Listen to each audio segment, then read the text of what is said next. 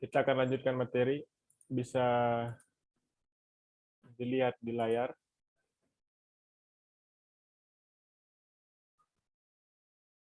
Terkait pembangunan, kita refresh sedikit.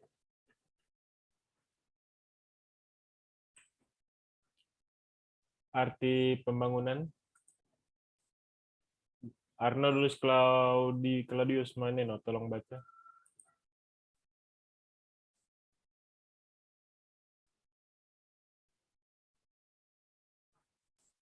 Arnoldus. Minta maaf Bapak, ini teksnya tidak tampil. Tidak apa? Tampil di layar, Pak. Laurinda Borges, bisa lihat di layar? Tidak bisa, Pak. Tidak keluar.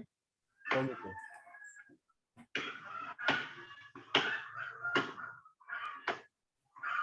Ini? Ya, sudah. Oke, tolong baca. Arti pembangunan.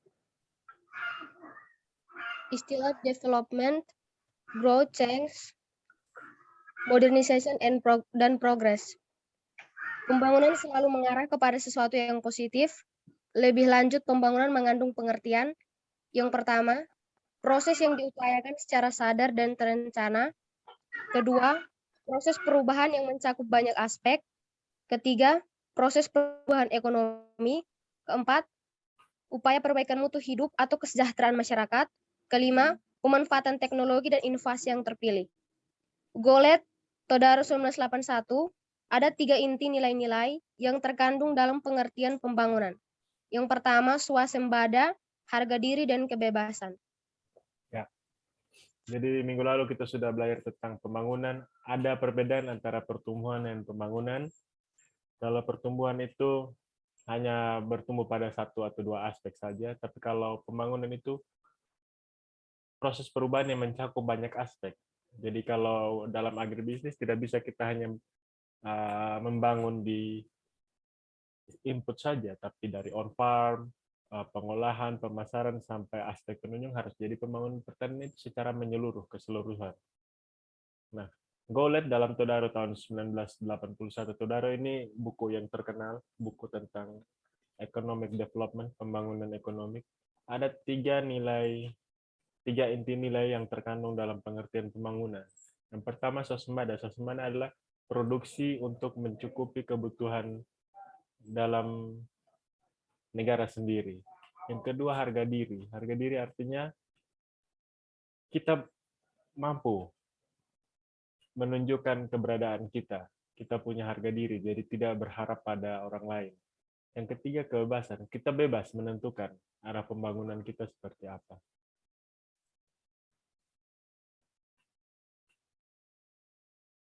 Pendekatan pembangunan, minggu lalu kita sudah belajar tentang syarat. Ada berapa syarat? Adrianus?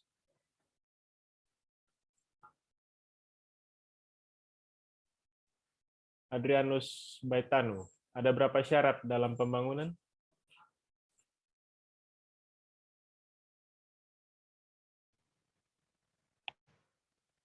Ada 3, Pak. Coba disebutkan.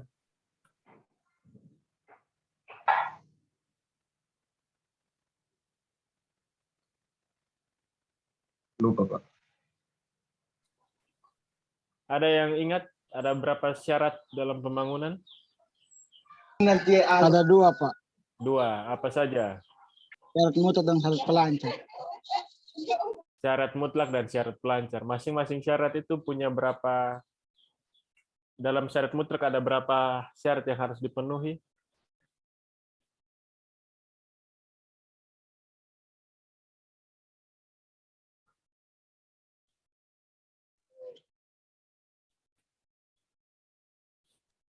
Ada 5 kan? Begitu juga syarat pelancar, ada 5.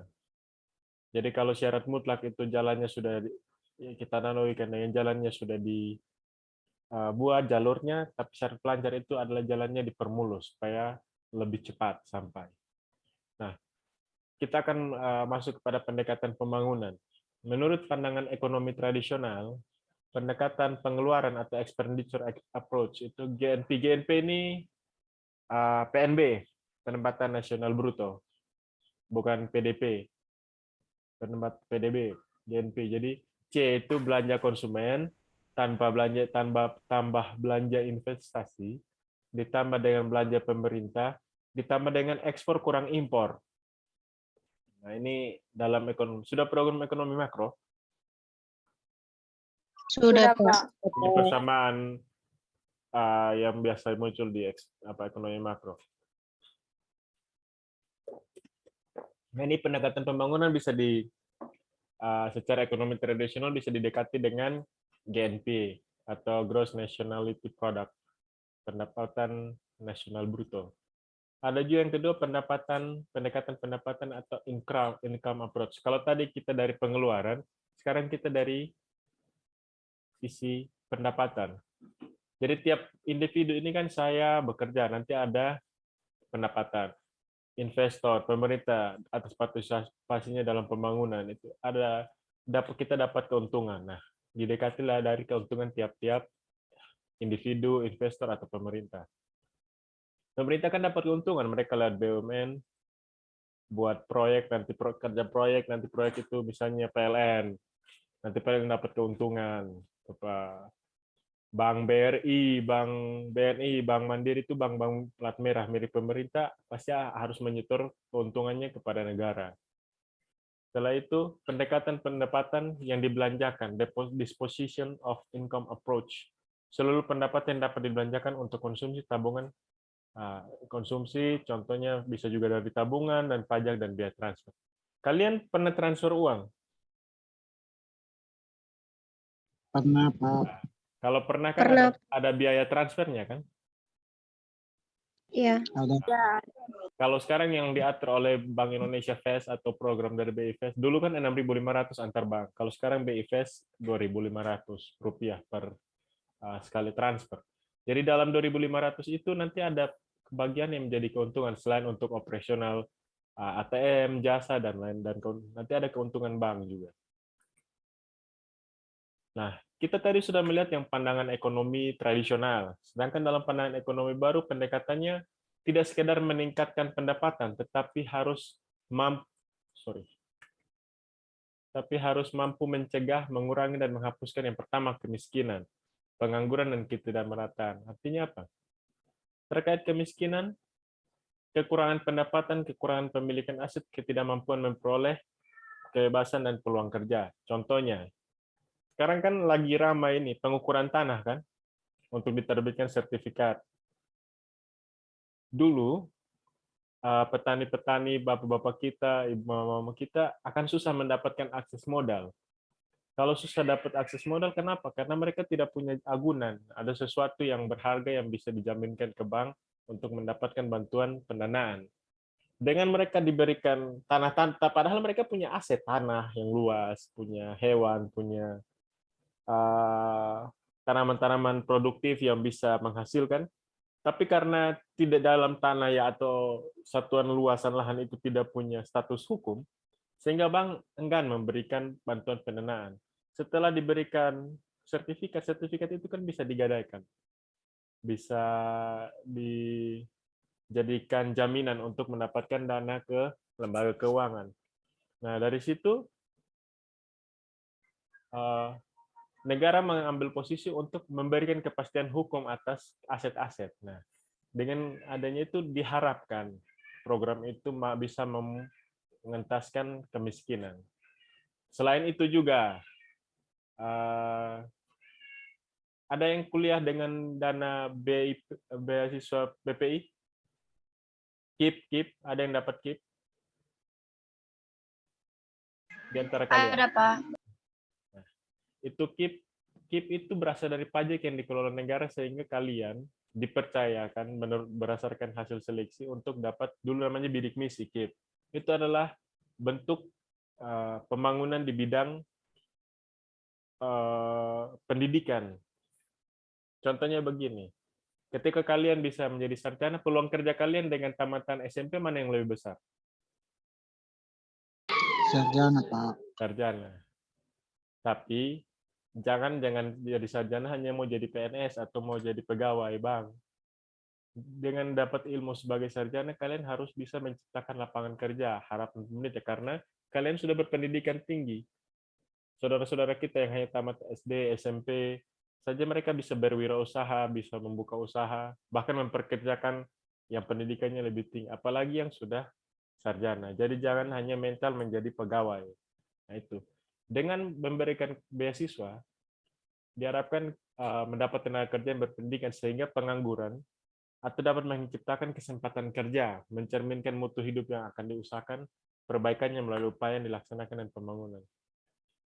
Setelah itu ketidakmerataan. Dulu yang bisa menikmati internet itu hanya di kota-kota besar yang ada Telkom, kantor Telkom.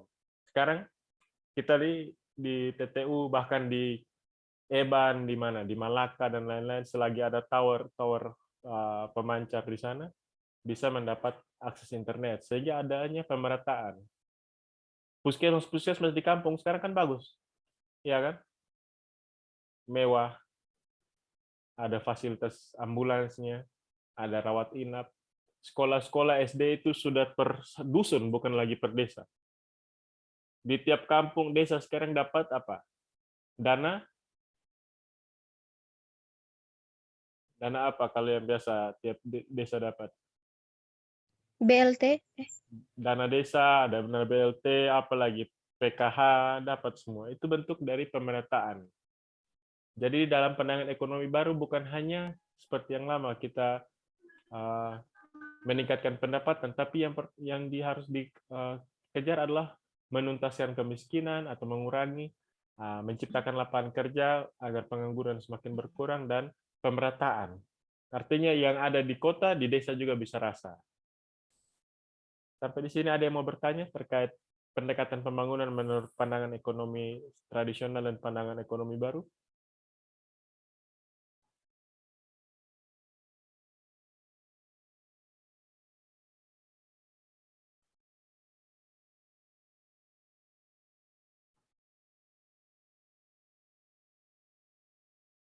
Oke, tolong salah satu baca terkait pembangunan di bidang pertanian.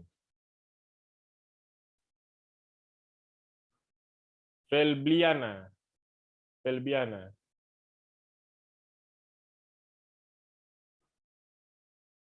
tolong baca.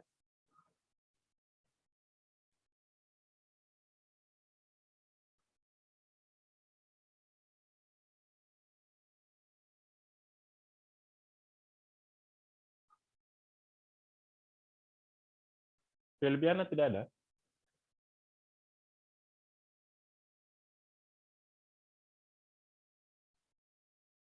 Maria Florentina Nehala, tolong baca pembangunan di bidang pertanian.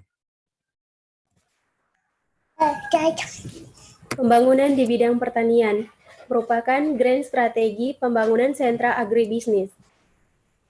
Merupakan bagian dari rencana strategis pembangunan, berisi kebijakan dan program, diharapkan menjadi komitmen bersama. Oke.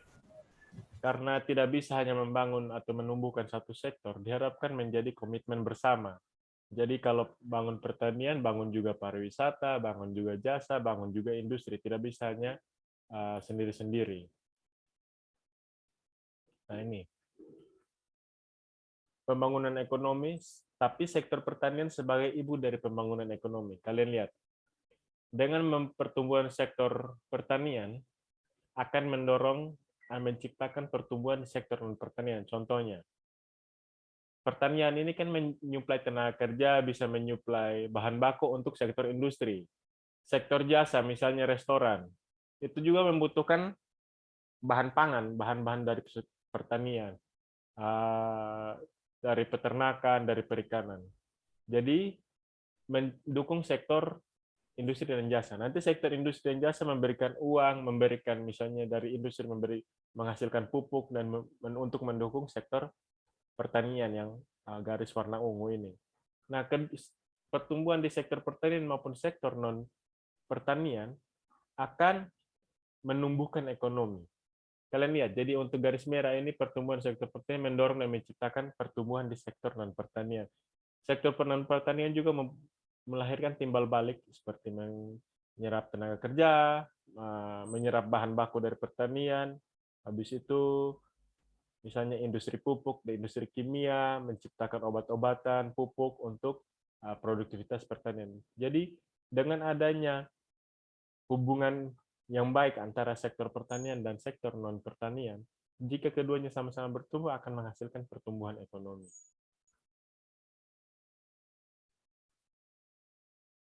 Nah, ini ada angkatan kerja di pedesaan. Kalian lihat di desa-desa ini anak-anak muda sekarang kerjanya apa? Anak-anak seusia kalian yang mungkin tidak sempat kuliah atau mau langsung bekerja, mereka sekarang rata-rata bekerja apa? Mana? Lebih banyak mereka bekerja di sektor pertanian atau di luar pertanian?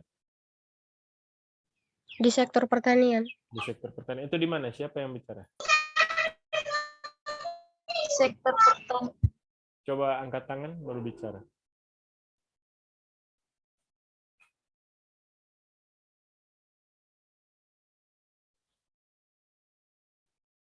Tolong angkat tangan yang tadi bicara. Oke, silakan Laurinda. Di angkatan kerja di desa mana yang kamu perhatikan? Di desa Tewa sini, Pak. Di mana itu desa? Kecamatan apa? Kecamatan Bibokitan, Pak. Di Bokitan Pajen. Kamu lihat anak-anak muda di sana, angkatan kerja yang produktif, lebih banyak bekerja di sektor pertanian atau di non-pertanian? Di sektor pertanian. Mereka bekerja apa? Ada yang mungkin tanam sayur atau ada yang kerja di sawah, Pak. Kerja di sawah. Itu setiap hari atau hanya musim tanam sawah saja? Pas musim tanam sawah, kalau untuk sayur saat tanam habis padi selesai langsung tanam sayur. Ada yang tanam semangka, ketimun. Oh, begitu ya. Ada lagi yang lain?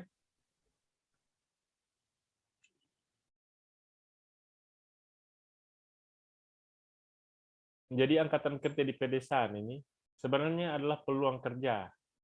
Tapi sekarang kan kalau di beberapa tempat banyak yang mau ke kota, mau kerja di sektor informal. Contohnya jadi kernek. Kalian tahu kan kondektur, konjak. Mau kerja jadi ojek.